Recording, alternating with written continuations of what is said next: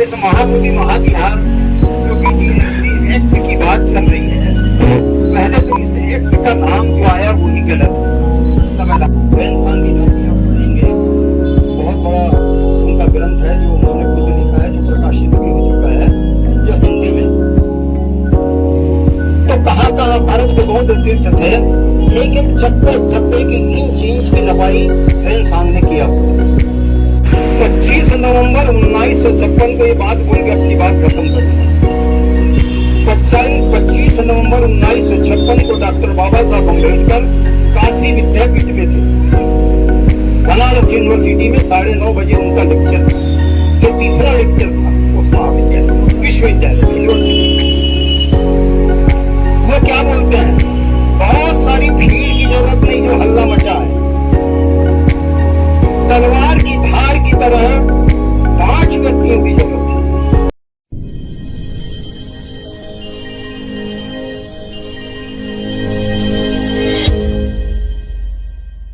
साहब अम्बेडकर ने 14 अक्टूबर 1956 को बुद्ध की दीक्षा ली और दीक्षा लेने के बाद ये सारे तीर्थ हमारे आंखों के सामने आ गए। और हम लोगों का सौभाग्य भी इसीलिए बना कि बाबा साहब की दीक्षा लेने के कारण हम सारे तीर्थों को घूम सके।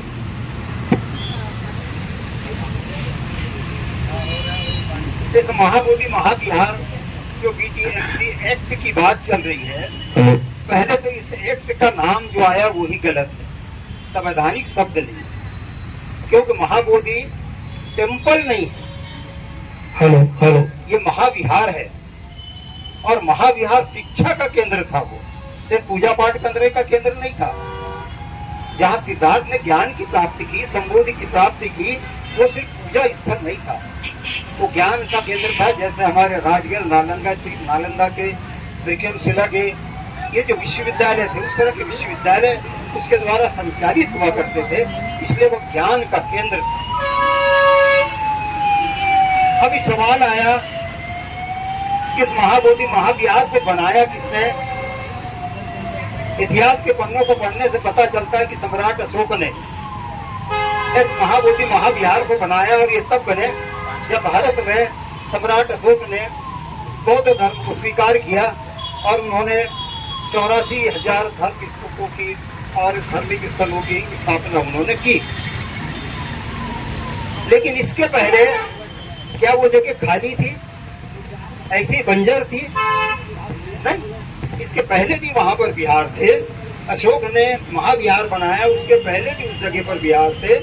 तो इस देश में जब चीनी यात्री आए, भारत में पहले चीनी यात्री फाहियान आए, दूसरे हिंसांग आए, तीसरे इत्सिंग आए, और इन्होंने पूरा वृत्तांत भारत को घूम कर देखा।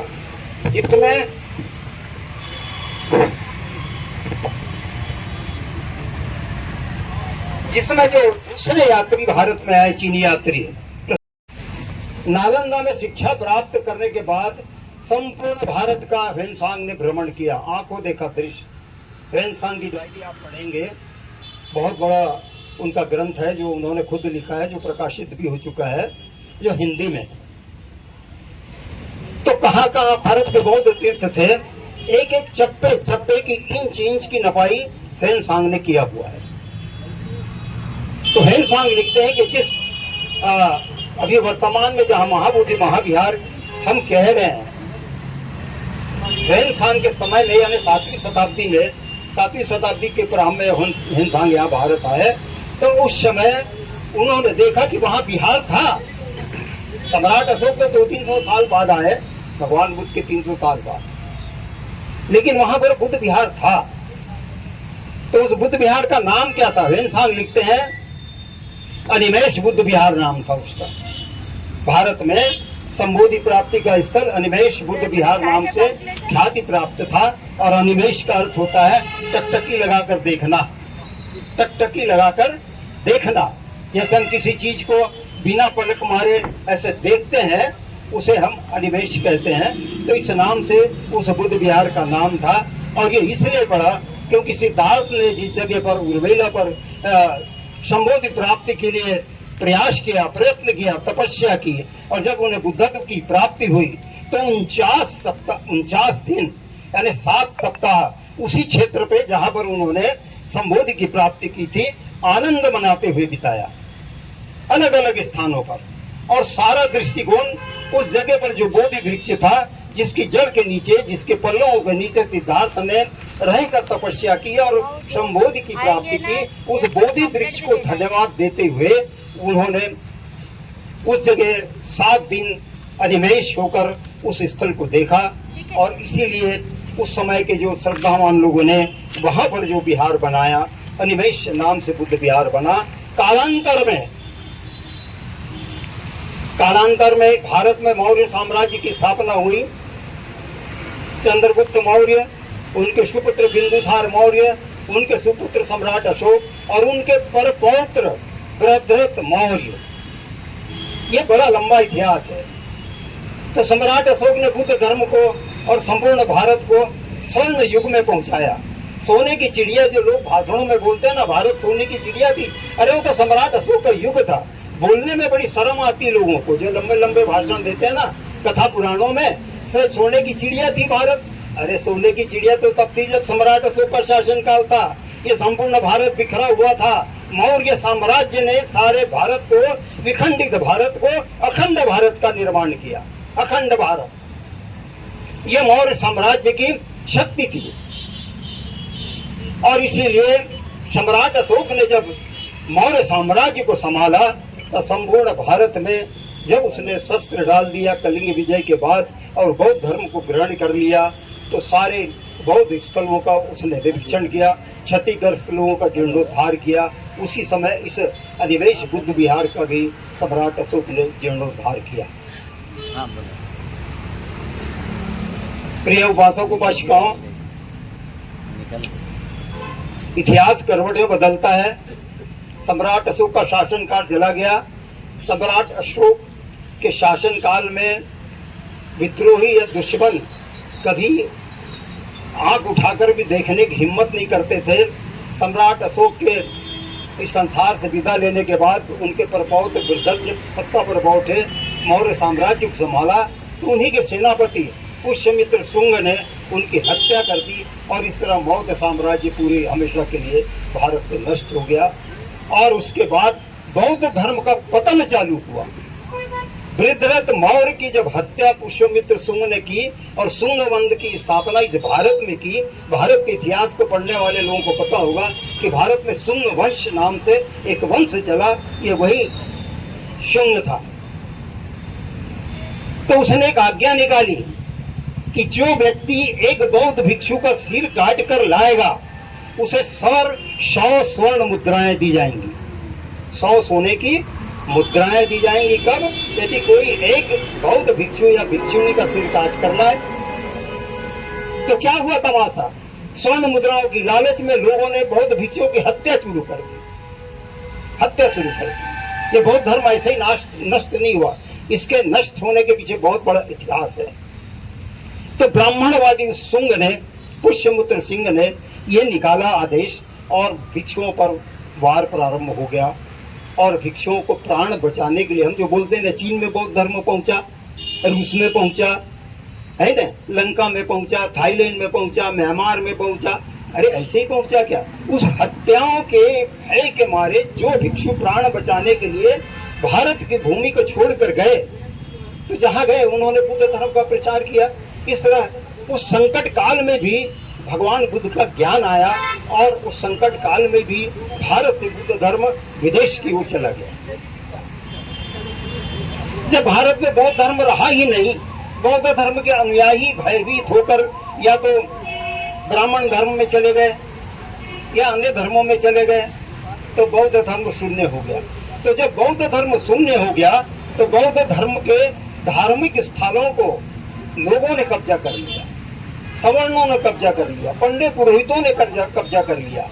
ये वैसी कब्जाई हुई चीज है महाबोधि महाविहार, जिसे हिंदू पंडों ने कब्जा कर लिया। क्योंकि मालिक घर पे नहीं रहेगा, लंबा समय बीतेगा तो पड़ोसी उसका कब्जा कर लेगा। ये तो सौभाग्य की बात है कि डॉक्टर बाबा साहब अम्बेडकर ने बौद्ध धर्म लिया और हमने बौद्ध धर्म के इतिहास को खंगालना चालू किया कि बौद्ध धर्म क्या चीज है। और यहाँ जो महाबोधि महाविहार की यात्रा पर, ये तो अभी आप यात्रा कर रहे हैं। 1959 में शायद मैं छत्तीसगढ़ का पहला यात्री था, जहाँ मैंने लुम्बिनी को देखा, श्रावस्ती को देखा, कुशीनगर को देखा, बुद्धगया को देखा, सारनाथ को देखा। दुर्दशा थी। ये तो विदेशियों का सहयोग रहा कि इन धर्म स्थलों का जीर्णोद्धार उनकी ताकत से हुआ। आज महाबोधि महाविहार, हमारे भंते जी को पूछिए, वहाँ पंडे लोग गाय भैंस बांधते थे, वहाँ पर पशुओं की बलि दी जाती थी, किसी को घुसने नहीं दिया जाता था। स्वर्ण से बनी प्रतिमा है, जो बुद्ध की छोटी छोटी मूर्तियां है ना, ये उस महाबोधि महाविहार के प्रत्येक खंड पर लगी थी। अभी तो थाईलैंड वालों ने वहां 5 कुंटल सोना लाकर महाबोधि महाविहार को सुसज्जित किया। ये थाईलैंड वालों ने किया, भारत की सरकार ने कुछ नहीं किया। तो उसे जब वो दूसरों के कब्जे पे चला गया, अब जब होश में आए, जानकारी में आया कि ये तो हमारी धार्मिक धरोहर है, तो धार्मिक धरोहर को पाने के लिए एक संकल्पना मन में उठी। और आप जानते हैं, बाबा साहब ने जो आंदोलन हमारा चलाया इस देश में, सरोवर से चालू हुआ। चौधार सरोवर, महाल का चौधार सरोवर से हमारी आजादी की लड़ाई, एक एक बूंद पानी पीने की लड़ाई चौधार सरोवर से चालू हुई। और अब वर्षों बीत जाने के बाद हमारी लड़ाई हमारे धरोहर के लिए, क्योंकि महाबोधि महाविहार हमारा धार्मिक धरोहर है, तब हम सरोवर से धरोहर की ओर आगे बढ़ रहे हैं। और हमारे प्रत्येक लोगों का कर्तव्य है कि हम अपने धरोहर की रक्षा करें। ऑल इंडिया बुद्धिस्ट फोरम, इसके मातहत पूरे देश में महाबोधि महाविहार को प्राप्त करने के लिए आंदोलन चल रहे हैं। और हमारे आंदोलन कैसे होते हैं, देखिए कितनी शांति बनी हुई है। कोई गधे गड़बड़ की आवाज नहीं है, किसी पर छीटा कसी नहीं है। मैं भी मोदी को कुछ नहीं बोल रहा हूँ।